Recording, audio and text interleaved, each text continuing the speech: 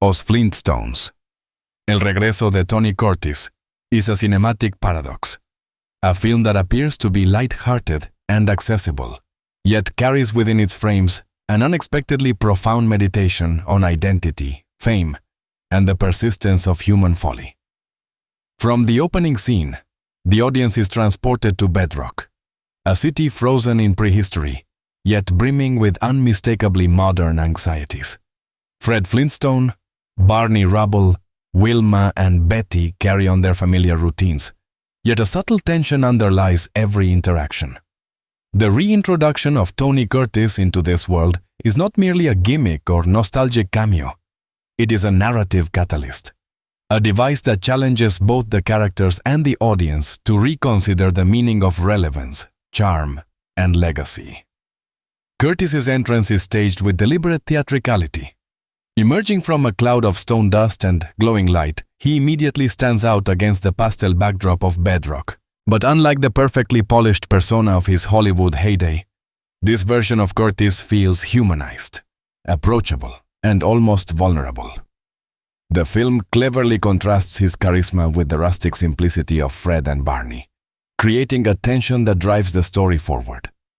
This tension is both humorous and deeply reflective. One of the film's strongest sequences occurs in Fred's living room, where he attempts to impress Curtis with a display of Stone Age gadgets. The scene is filled with comedic timing, sight gags, and exaggerated physical comedy. Fred's frustration at his own incompetence, juxtaposed with Curtis's effortless charm, highlights the universal human struggle with inadequacy and the desire for recognition. Yet the humor never diminishes the subtle pathos. Curtis, while graceful and charming, displays fleeting moments of doubt and uncertainty, reminding the audience that fame is often a veneer masking vulnerability. The director uses these interactions to explore themes that are rarely addressed in animated comedies. Fame, imitation, and authenticity become interwoven with Bedrock's daily absurdities. Fred's attempts to mimic Curtis's style and sophistication are played for laughs, yet they also serve as a metaphor for society's obsession with image and the illusion of control. The film consistently uses the anachronistic juxtaposition of prehistoric and modern to expose these universal truths. Another pivotal moment arises during the Bedrock bowling tournament. Curtis is invited as a guest celebrity, and the entire town's dynamics shift around his presence. Fred's competitive streak, normally directed at Barney or work-related trivialities, is now aimed at Curtis. The interplay between Fred's impulsive ego and Curtis's practiced composure creates a rich comedic and emotional tension. Curtis's failure to dominate in the games introduces a subtle irony. Talent and charm cannot be entirely measured by public recognition or competitive success. This insight resonates beyond the screen. In quieter moments, the film reveals its reflective depth. The riverside scene where Curtis and Barney converse late at night is particularly evocative. Curtis reflects on the transient nature of stardom, the emptiness of applause, and the yearning for genuine connection. Barney, in contrast, represents grounded contentment, finding joy in simplicity and friendship. These conversations, while understated, underscore the film's central thesis. The human desire for significance is universal, whether one is a celebrity or a simple Stone Age neighbor. Visually, the film accomplishes a delicate balance between exaggerated cartoon aesthetics and grounded emotional realism. The Stone Age architecture, pastel landscapes, and whimsical vehicles provide a comedic canvas, while subtle lighting, composition, and framing give weight to intimate moments. For instance, Curtis's expressions are often framed in close-ups that emphasize the vulnerability behind the charm.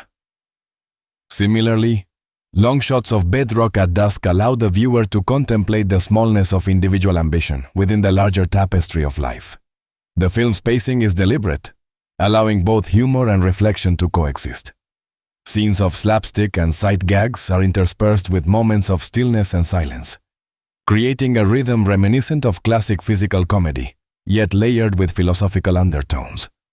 This rhythm mirrors the experience of nostalgia itself, bursts of excitement punctuated by reflective pauses. A particularly striking sequence involves a dinner hosted by Wilma and Betty, intended to honor Curtis. The table is adorned with imaginative Stone Age delicacies, and the conversation oscillates between playful banter and subtle self-examination. Fred's insecurities, Curtis's polite detachment, and Wilma's gentle manipulation converge to create a microcosm of social dynamics. Humor and insight emerge simultaneously, showing that even within comedy, there is room for nuanced human observation. The talent show scene further elevates the narrative. As Fred and Curtis are forced to perform together, the clash of styles, Fred's clumsy exuberance against Curtis's elegant timing, creates comic brilliance. Yet beneath the surface lies a meditation on the fragility of ego and the transient nature of public acclaim. Curtis, accustomed to praise, experiences both delight and discomfort at Fred's authentic appeal to the audience. The film suggests that charisma and greatness are not always aligned with effort or intention, a reflection on the arbitrary nature of recognition. Throughout the film, secondary characters are treated with care and significance. Dino, usually comic relief, becomes a subtle observer, witnessing the absurdity and sincerity of human interactions. Wilma and Betty, though operating within traditional roles, exhibit intelligence, agency, and wit, often serving as mediators between chaos and order. Their interactions with Curtis reveal both the absurdity of celebrity worship and the enduring power of grounded, everyday relationships. The use of sound, music, and vocal performance is particularly noteworthy. Curtis's voice, distinct and warm, anchors the film's emotional core. His delivery balances charm and weariness, reminding the audience of the duality of performance. It entertains while concealing inner truth. The background score, blending whimsical percussive elements with jazzy undertones, reinforces the interplay between comedy and introspection. One of the film's most enduring qualities is its exploration of time. Curtis represents a living memory of Hollywood's golden era. Juxtaposed against Bedrock's static existence, the film continually plays with temporal dissonance. Prehistoric routines collide with modern attitudes, highlighting the universality of human desires across eras. Fame, friendship, envy, and longing are constants, whether in the age of dinosaurs or the age of celluloid. Personally, the film evoked memories of my own encounters with older films, and the actors who once seemed untouchable. Watching Curtis navigate Bedrock's absurd yet emotionally resonant world reminded me of the way culture preserves, distorts, and reveres its icons. Humor, in this context, becomes a lens through which to examine mortality, relevance, and the enduring human need to connect. The film's conclusion is understated yet powerful. Curtis chooses to remain in Bedrock, embracing a simpler form of fulfillment. Fred and Barney, in turn, gain a sense of perspective on their own lives. The final shot of the three sitting together, gazing at the horizon as the sun rises, encapsulates the film's philosophical heart. The acknowledgement that life's meaning is found less in applause and more in companionship, shared experience, and the quiet joy of being present.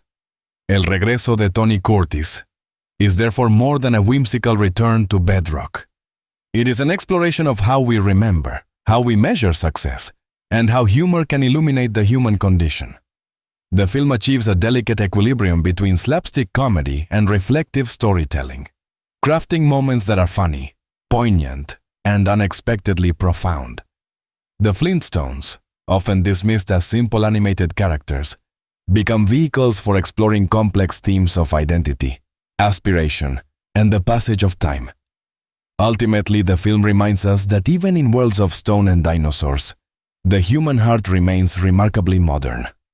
We continue to seek recognition, friendship, and meaning. We stumble, laugh, and grow.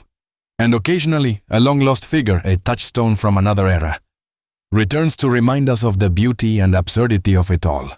The return of Tony Curtis to Bedrock, with charm, humor, and humility, crystallizes a timeless truth. While fame fades and eras pass, laughter, reflection, and shared humanity endure, connecting generations across stone, time, and memory.